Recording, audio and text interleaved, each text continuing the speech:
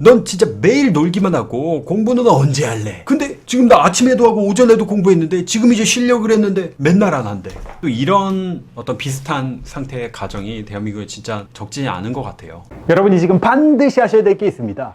구독, 좋아요, 도전 골든벨까지 해주실 거죠? 여러분이 자녀분을 서울대학교, 우리나라 최고의 대학교죠. 들어가기 엄청나게 힘든 그 서울대를 보내고도 지금 후회하고 있습니다. 아니, 자녀를 이렇게 서울대에 이렇게 보내면은 아주 가정의 평화와 행복과 번영과 복지, 사랑과 우애 막 이런 것들이 막 샘솟아야 되는 거 아닙니까? 근데 그렇지가 않았다는 거죠. 그리고 뭐 영재들이나 수재들이 즐비한 그런 어떤 자립형 사립고를 이제 다녔음에도 불구하고 그렇게 입시가 끝났는데도 그렇게 행복하지가 않았다는 겁니다. 여전히 부모님과의 이 자녀분의 관계가 회복되질 않았다 그래요. 이게 언제부터 시작이 됐냐? 사실 많은 어떤 가정들의 공통점이기도 한데요. 자녀분이 사춘기가 시작되기 전까지는 괜찮았다는 거예요. 5학년 이때쯤까지 가정에 아주 행복만 있었다는 거죠. 근데 이제 중학교 올라가고 고등학교 올라가고 입시, 성적, 진학 이런 거 막 하게 되다 가족 간에 이 갈등이 생기게 됐고 대학만 가면은 이런 어떤 고생이 사라지겠거니 그 희망만 가지고 버텨왔는데 그러지가 않았다는 겁니다. 서울대를 이제 자녀분이 가게 됐지만 엄마와 이 대화를 계속해서 하지 않았다는 거예요. 아버님 곁에 있어도 그저 이렇게 막 반항하고 막 이런 어떤 상황. 그리고 자녀분이 먼저 말을 걸지도 않았다는 겁니다. 얼마나 이 부모님께서 마음이 아프셨겠습니까? 그래서 이렇게 되면 어떻게 하는지 아세요? 그래도 자녀분의 어떤 근황이 궁금하니까 어느 지경까지 이르게 됐냐. 자녀분의 소식을 듣기 위해서는 그 자녀분의 친구분의 어머님을 통해서 들었다는 거예요. 자, 그런 어떤 후회 때문에 나온 책이 바로 이 책입니다. 왜 아이에게 그런 말을 했을까? 제목이 참 부모님들께서 굉장히 많이 공감을 하실 것 같아요. 왜냐하면 대한민국 부모님들이 정말 이런 생각 많이 가지고 계십니다.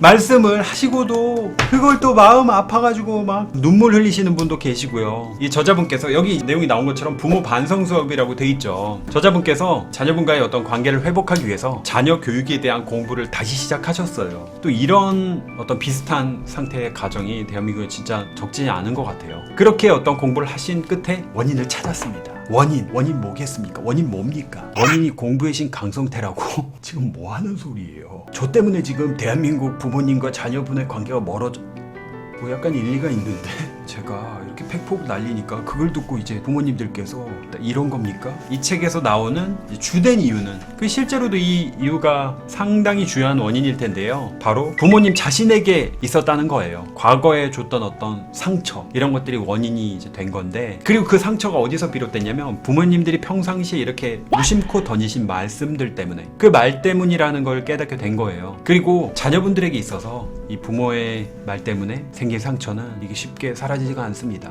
왜냐면 어린 시절엔 특히나 부모님이 이 세상의 전부와도 같죠. 그게 자녀분들 마음속에 그야말로 새겨진다는 겁니다. 심지어 자녀분들의 어떤 정신 일부가 되기도 한다는 거예요. 이렇게 마음이나 정신을 사실 한번 이렇게 자리 잡게 되면 이걸 바꾸는 게 정말 어려운 일이거든요. 왜 사람이 변하지 않는다는 말도 있죠. 그 변하지 않는 어떤 사람의 성격이나 습성이 부모님이 평상시에 했던 말로부터 오는 게 상당히 클 텐데요. 저도 안 변하지 않습니까? 맨날 그 공부 얘기 오늘은 안 할게요 해놓고 맨날 공부 얘기하고 있어요. 오늘은 팩트 폭행 1도 안 하겠습니다 해놓고 팩트 폭행으로 맨날 조지고 있습니다. 맨날 여러분들 당하고 있잖아요. 특히 이렇게 상처 주는 말 때문에 그런 것들은 사실 치유되기가 쉽지가 않거든요. 그래서 이 책을 쓰신 저자분 부모님이시죠. 자녀분께 상처 줬던 말들을 하나하나 다시 상기시키면서 그 말 대신에 사실 이런 말을 해줬어야 됐는데 하는 일종의 반성문을 이 책에 다 담으신 겁니다. 책이 되게 진솔해요. 실제로 읽어보면은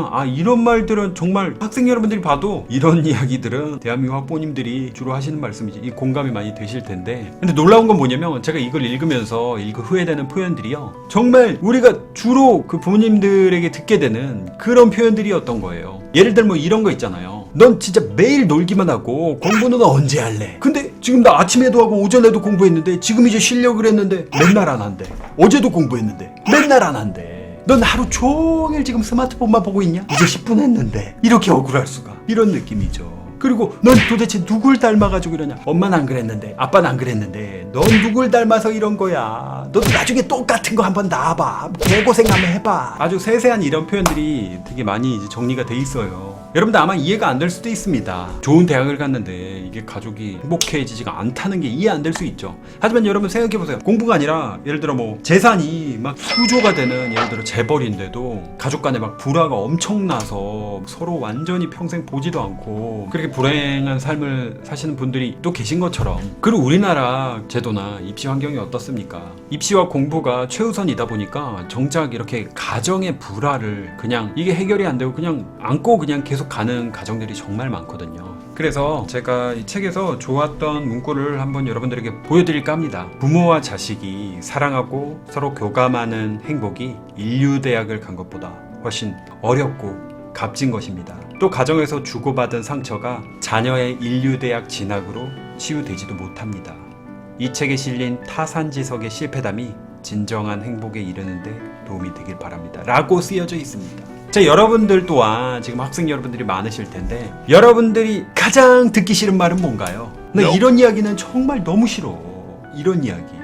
자, 그럼 여러분들이 가장 듣고 싶은 이야기는 뭐예요? 너무 행복해진다, 너무 좋다, 이런 표현. 여러분들께서 다들 하나씩 적어주시면 좋겠어요. 이렇게 댓글로 적어주시면은 아마 우리 뭐 방송이나 뭐 유튜브도 있지만 학부모님들께서도 정말 많이 보시거든요. 그걸 보고 진짜 댓글로 달린 그런 멘트를 자녀분들에게 정말 많이 해주실 수 있게 될 거예요. 꼭 좀 부탁드릴게요. 달아주세요.